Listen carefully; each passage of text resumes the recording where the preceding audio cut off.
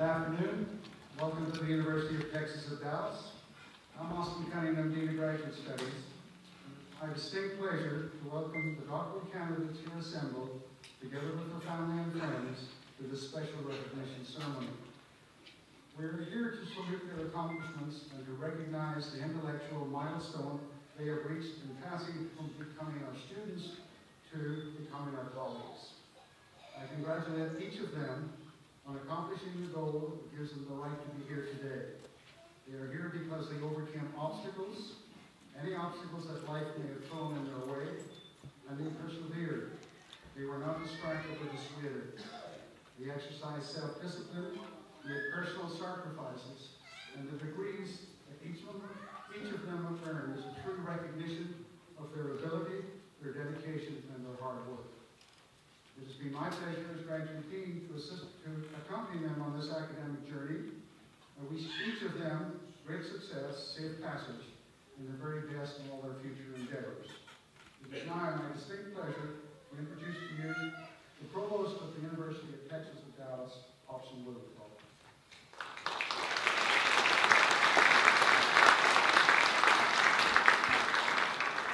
Thank you very much, Dean Cunningham. And it's a great privilege for me to be able to represent President Daniel in welcoming our graduates, families, and friends, and to congratulate our graduates and our colleagues who advise them along the way to their doctoral degrees. So it's a special day for all of you here in the audience. It's a special day for those of us on the stage. It's a regular high point of the year to see our Ph.D. students be recognized in this unique ceremony created by Dean Cunningham, Associate Dean along the product. So, graduates, you've been with us for 4, 5, 6, 7 years.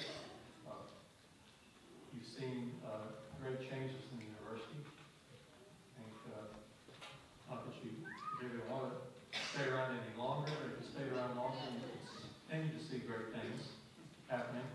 It is really a very wonderful time in the life of UT Dallas as on all fronts, research, education, graduate education, undergraduate education, faculty accomplishments, growth in general, improved physical plant. It's all gelling to make your alma mater an ever more prestigious heritage for you as you go forward with the rest of your career.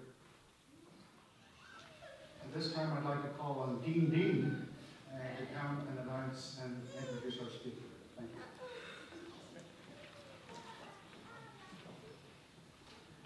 Thank you, Austin. Given the nature of EPPS, it's not surprising that about half of our graduates go on to careers in government, while the other half apply their talents to careers in industry. Being an overachiever, our speaker today did both. Dr. Michelle Adams earned her doctorate in political economy in 1995 and went on to become a senior policy analyst at the U.S. Department of Health and Human Services. There she developed and implemented applied studies of consumer behaviors. After 9 years in government, she took her expertise to the private sector and ended up with the Frito-Lay division of PepsiCo. There she founded the Smart Learning Center, a retail theater where she applied state-of-the-art approaches to researching shoppers' attitudes and behaviors. Ultimately, she became Frito-Lay's Director of Consumer Strategy and Insights, where she was responsible for marketing mix, pricing, business analytics, and other areas. She continued to move up the corporate ladder, and becoming PepsiCo's Vice President of Shopper Insights, where she worked to bring innovative research and marketing solutions to PepsiCo's retailers.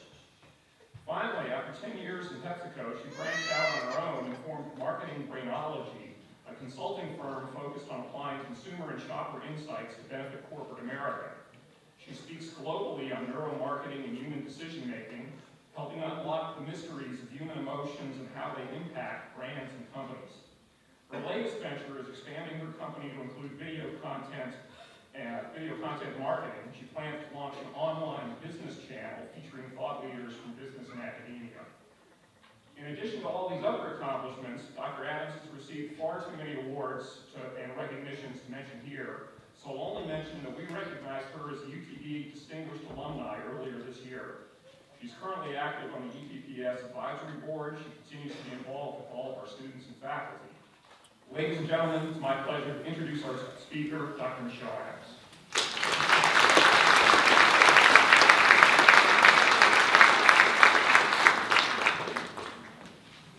Well, first I must say, this is a tremendous honor. This is an honor above all honors because this venture, as many of you are going to see, the emotion involved in receiving your Ph.D. is one of the emotional memories that will last forever. I am born and bred of UTD. I came to this campus when there were just juniors and seniors and graduate students. Dr. Scott was one of my first faculty members when I was 19 years old. And then he became one of my committee members. So he hasn't gotten rid of me all this time. My brothers are all UTD graduates, all 3 of them.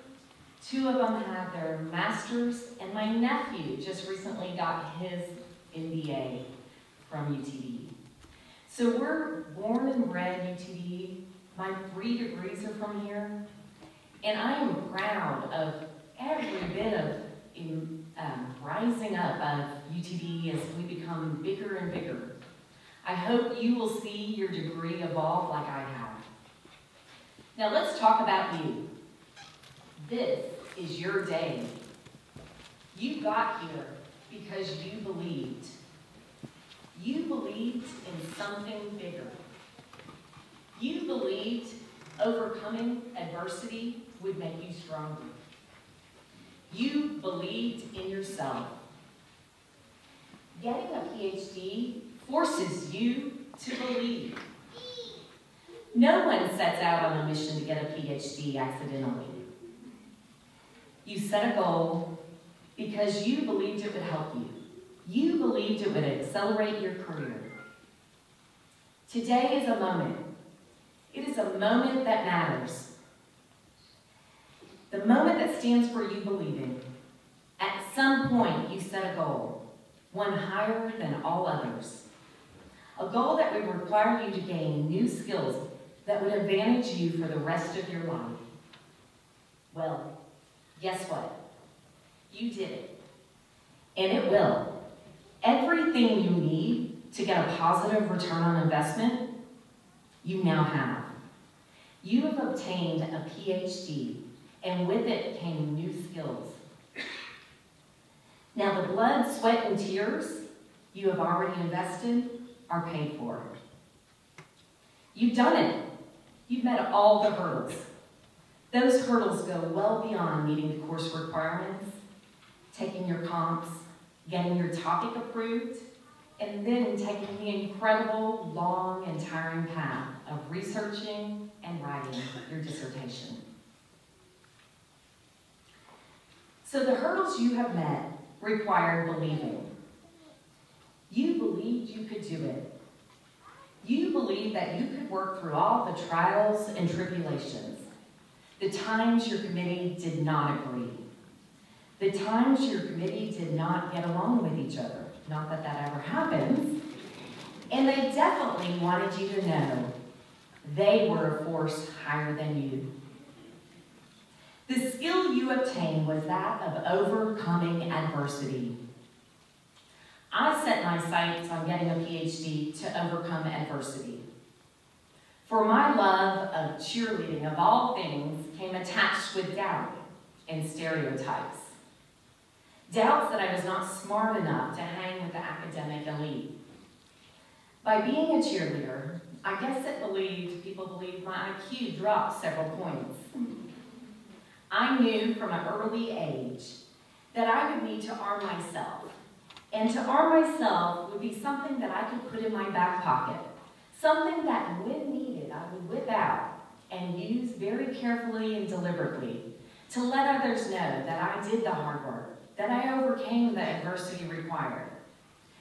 Now, most recently, I don't use, in my industry, my Ph.D. I didn't use it on my title at Frito-Lay or PepsiCo. I chose not to. My 9 years working with the federal government, working with the Secretary of Health and Human Services, it was very important to have my Ph.D. on my business cards. It was very important when I spoke at conferences for the other doctors in the medical community to understand that I did the hard work. You're going to have to judge when you whip out the trump card. Now, recently I spoke in Amsterdam, and my mom and dad were in the audience, and I invited my mom along for this road trip through several countries of speaking.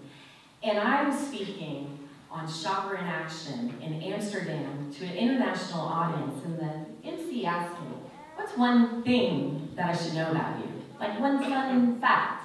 And I said I was a cheerleader. Well, lo and behold, I had no idea that when I stepped on stage and knew one person in that global audience, all he would say about me was, she's the cheerleader from America. So I knew at that point, stepping on stage and using every bit of knowledge about the brain and brain science and human decision making, I was starting from ground zero and building up. But I knew I could do it. And that's what I want to communicate to you today. You are equipped with the skills to take the world on. You've done it.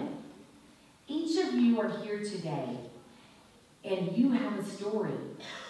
You have a story why you wanted to get a Ph.D. Maybe it's a personal story of overcoming something. Maybe you didn't feel in high school you performed at your best, or your undergraduate degrees, you didn't achieve what you wanted to achieve. Maybe somebody suggested it. I am grateful that my mom encouraged me to get a Ph.D. She wanted this for me so that I had the trump card to pull out when needed. So thank you, Mom. Exactly 19 years ago, after I got my Ph.D., I will say that the reason you get a Ph.D. is not about what others wish for you or what it can do for your career.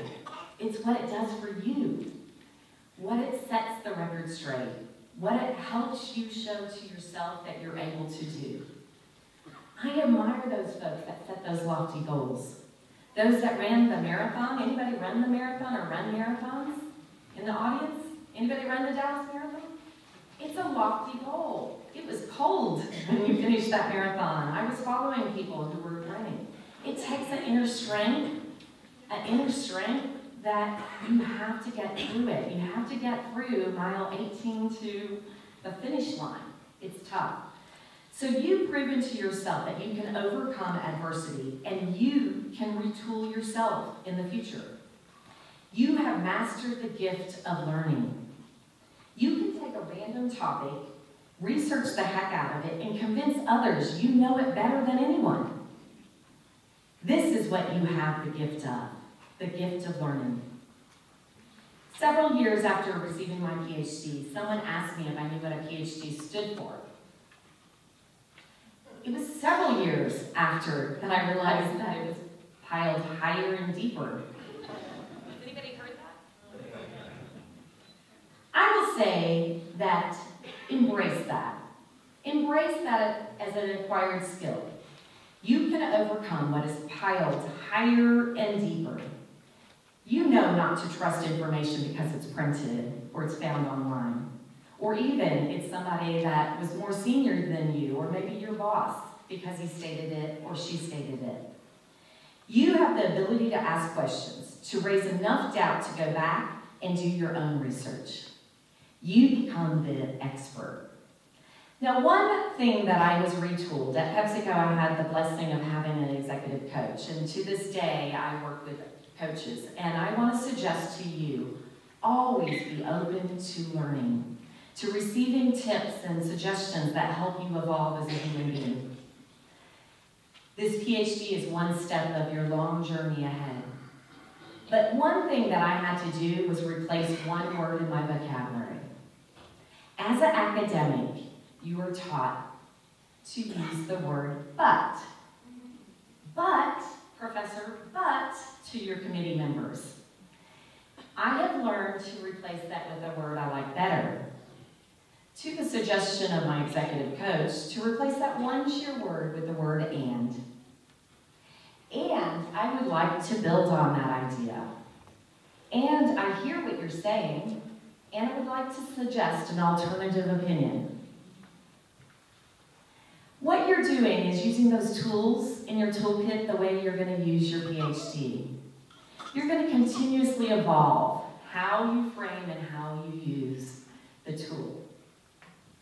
So you are going to overcome adversity. And I will say, Joshua J. Marine said, challenges are what make life interesting.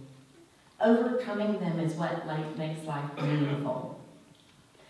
If you've read Lean In, if you've read any of those books, especially the women in the audience, men, it's no different. But you have to take on the challenge. You have to be willing to leap off your comfort or out of your comfort zone. You are going to fail, and that failure will make you stronger. Some of you might have taken the comp 1 or 2 times and not been successful. Maybe you can't do that now, but I know we had a high failure rate at the time I was going through the comp process in the School of Political Economy. And what that does for you is it shows that you have the tenacity to bounce back. You are continuously going to be facing barriers. Whether it's your data or your research isn't good enough or solid enough, somebody's going to step in your way and you've got to be prepared. The ability to retool yourself is a lifelong skill. To know there are people who are smarter, and those are the folks that you should be leaning on. They might not have a Ph.D., but they are the learners. Those that continuously pick up a book and take their discipline to the next level.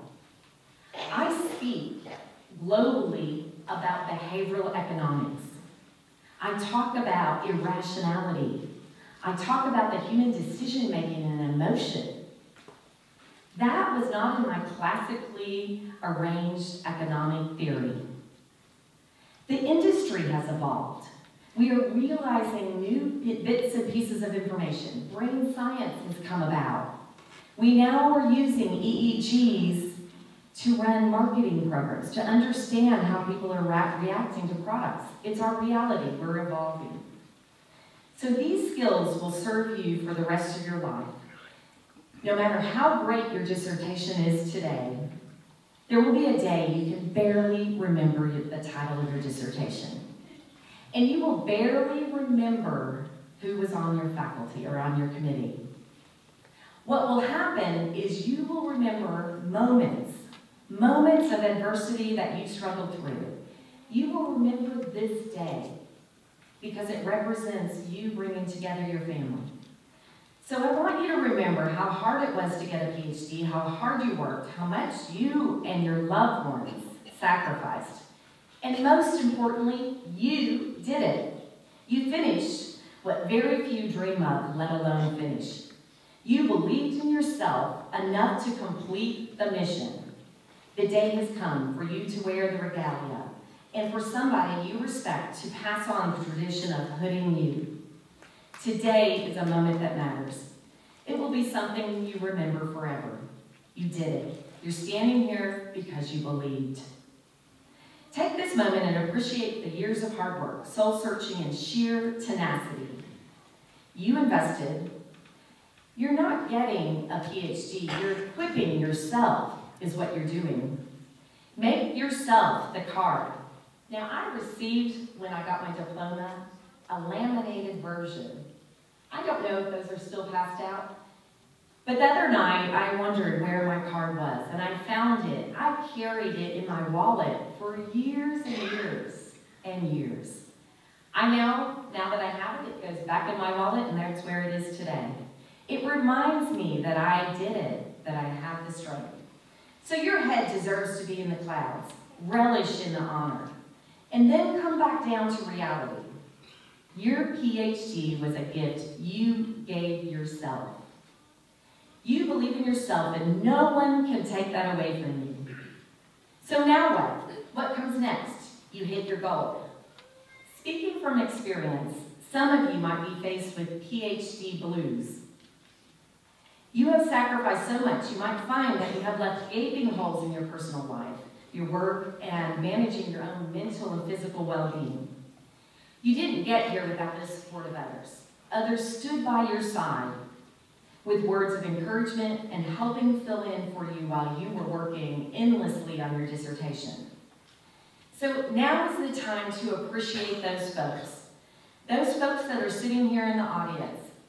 What got you here will not get you there.